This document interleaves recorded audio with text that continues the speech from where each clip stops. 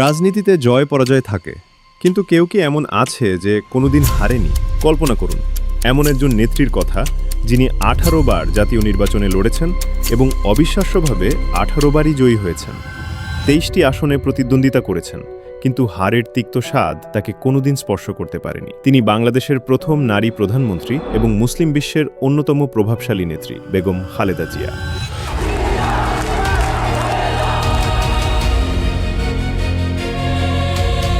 ৩০শে December ২০২৫ রাজনীতির সেই অপরাজিত অধ্যায়ের চির অবসান ঘটল।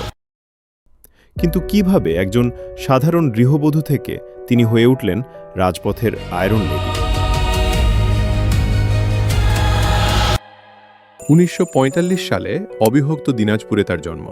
১৯৬০ সালে বিবাহ বন্ধনে আবদ্ধ হন তৎকালীন সেনা সদস্য জিয়াউর রহমানের সাথে। দীর্ঘ সময় তিনি ছিলেন স্রেফ পর্দার আড়ালের একজন গৃহবধূ। কিন্তু ১৯৮১ সালে রাষ্ট্রপতি জিয়াউর রহমানের আকস্মিক হত্যাকাণ্ড তার জীবনের মোড় ঘুরিয়ে দেয়। ১৯৮২ সালে দলের সাধারণ সদস্য হিসেবে যোগ দিয়ে শুরু করেন রাজনৈতিক পথচলা।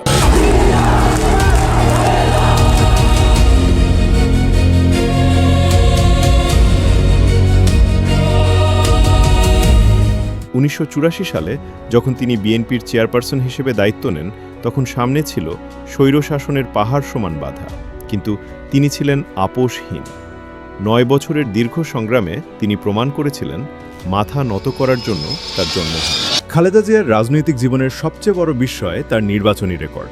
১৯৯১, ১৯৯৬ এবং ২০০১ প্রতিটি নির্বাচনে তিনি ৫টি করে ভিন্ন ভিন্ন আসনে দাঁড়িয়েছেন এবং প্রতিটিতেই জয়ী হয়েছেন। গণতান্ত্রিক ইতিহাসে এমন রেকর্ড বিরল, যেখানে একজন প্রার্থী সবকটি আসনেই বিজয়ী হন। মানুষ তাকে কেন এতটা ভালোবাসত? তার এক একটি জনসভায় লাখ লাখ মানুষের ঢল নামত। একদিনে ৩৮টি জনসভা করার মতো অমানুষিক পরিশ্রমের উদাহরণও তার আছে। ভোটারদের কাছে তিনি ছিলেন আস্থার প্রতীক, আর রাজনৈতিক প্রতিপক্ষের কাছে এক অপরাজেয় শক্তি। ৩ বার প্রধানমন্ত্রীর দায়িত্ব পালন করেছেন তিনি। তার শাসনকাল মানেই ছিল পরিবর্তনের হাওয়া।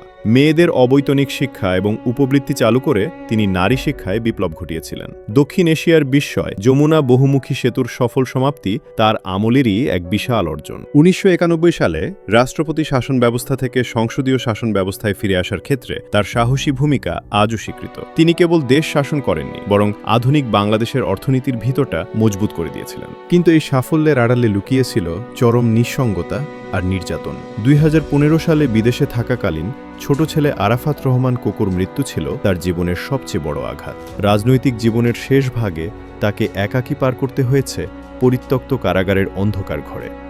আদালতের বারান্দা থেকে শুরু করে হাসপাতালের সিসিইউ, তার জীবন হয়ে উঠেছিল যন্ত্রণার এক দীর্ঘ উপাখ্যান। প্রতিহিংসার রাজনীতি তাকে হয়তো কোণঠাসা করেছিল, কিন্তু তার সমর্থকদের কাছে তিনি আজও সেই দেশনেত্রী। অবশেষে ৩০ ডিসেম্বর ২০২৫ সেই অজেয় অধ্যায় চিরতরে থেমে গেল। কেউ তাকে দেখবে সফল শাসক হিসেবে, কেউ হয়তো সমালোচনায় বিদ্ধ করবে, কিন্তু ২৩ বার জিতেও হারের মুখ না দেখা সেই রেকর্ডটি কি কেউ মুছতে পারবে? বাংলাদেশের রাজনীতির মানচিত্রে খালেদা জিয়া মানে কেবল একটি রাজনৈতিক দল নয়, বরং কোটি মানুষের আবেগ আর এক দীর্ঘ সংগ্রামের নাম। বিদায় অপরাজিত নেত্রী।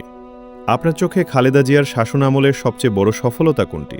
তার নির্বাচনী রেকর্ড নাকি তার নারী শিক্ষার বিপ্লব? আপনার মতামত কমেন্টে জানান এবং ভিডিওটি শেয়ার করে ইতিহাসটি সবাইকে দেখার সুযোগ করে দিন।